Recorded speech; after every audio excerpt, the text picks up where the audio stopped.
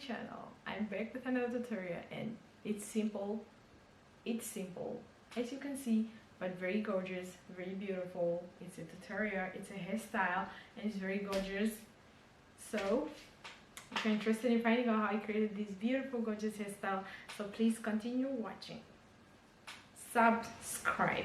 If you haven't yet subscribed to my YouTube channel, just subscribe right now as I'm speaking. Subscribe if you want to see more of this type of beautiful.